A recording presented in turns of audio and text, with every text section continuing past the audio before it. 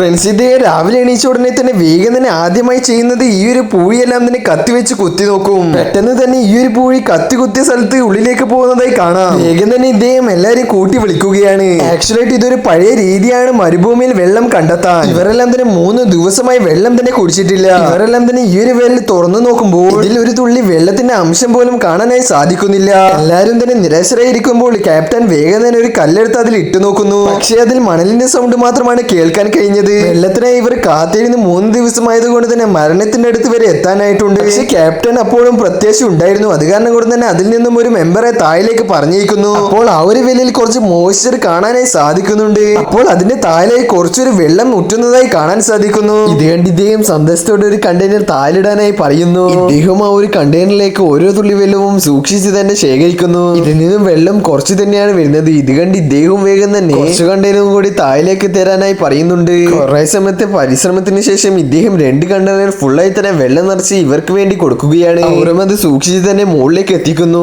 വെള്ളം കുറച്ചുള്ളത് കൊണ്ട് തന്നെ ഒരാൾ 3 സിപ്പ് മാത്രമേ കുടിക്കാൻ പാടുള്ളൂ എന്ന് ക്യാപ്റ്റനും പറയുന്നുണ്ട്. വെള്ളം കുറച്ച് മാത്രമേ കിട്ടിയിട്ടുള്ളൂവെങ്കിലും ഇവരുടെ ജീവൻ നിലനിർത്താൻ ഇത് ചെറിയൊരു മാർഗം തന്നെയാണ്.